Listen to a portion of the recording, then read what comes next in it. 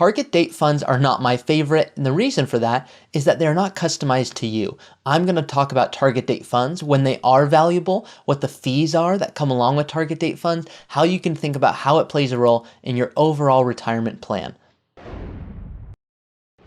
Once again, I'm Ari Taublieb. I'm a financial planner. I'm also the vice president of Root Financial Partners, and I help people retire early. If you contribute to a 401k, you've probably heard of a target date fund. You might have even heard that when it's time to select your investments, there's a target date fund option available. Meaning if you believe you want to retire at 2025 or somewhere around that year, you might select a target date fund that says this is when you'll retire because of you want to retire in 2025 as you tell me. Well, because of that, we're going to go ahead and put you in this investment.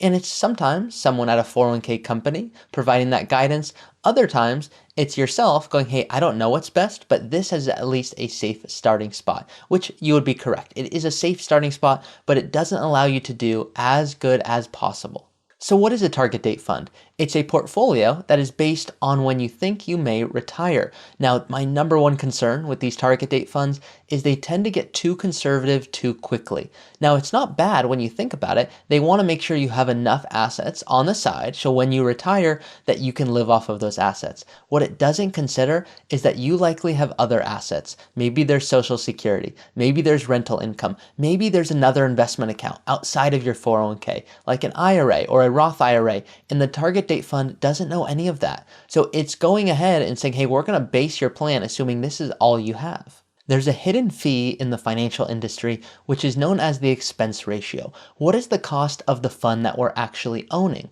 So not just what is the cost of the 401k provider, meaning oftentimes if you have a 401k, there's a cost to just be on that platform. There might be a record fee, there might be operating expenses, there might be marketing expenses, and all of those can add up. So you certainly want to understand from your HR department, what are all the fees involved with owning a 401k?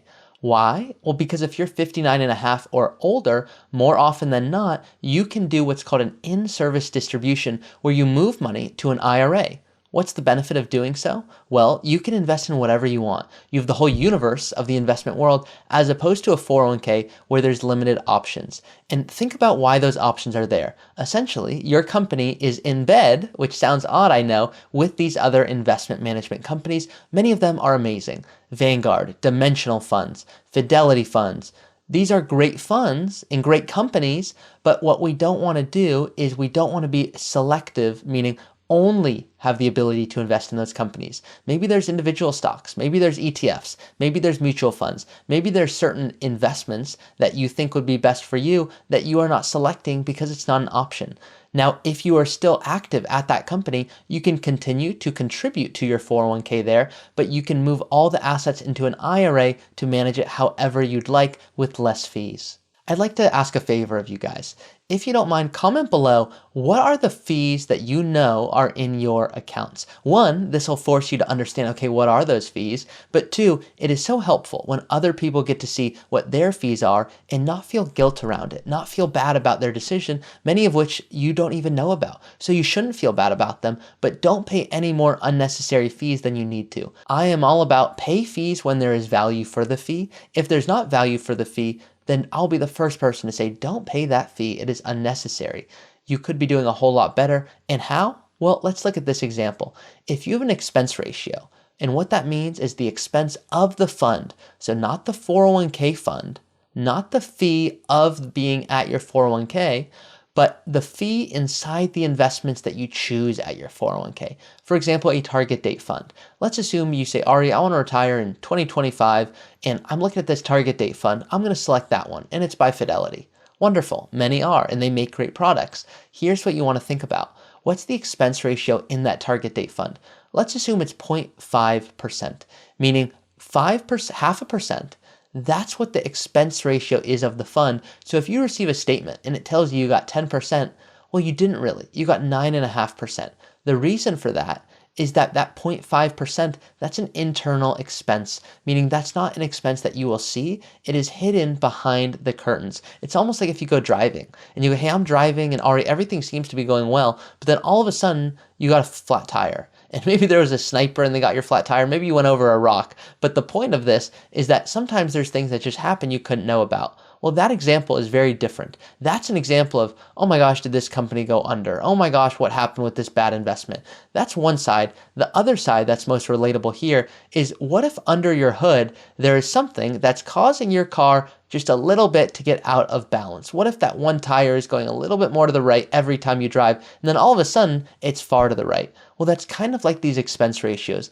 Over time, it can add up, but at the moment it seems, what's that percent? It just doesn't seem like it plays a big role. The reality is it does. To summarize, let me leave you with this. If you're thinking about investing in a target date fund and you say, Ari, I have no other experience, investing is overwhelming, a target date fund is not a bad place to start. It can get you the exposure that you need. It's simple. It diversifies you in a really intelligent manner by having enough geographic exposure, by not putting all of your assets into one bucket, and it takes into consideration the fact that you want your portfolio to get more conservative over time. So there are certainly benefits, but if you're trying to do as good as you possibly can, I would rather see you diversify your assets based off of your overall financial picture.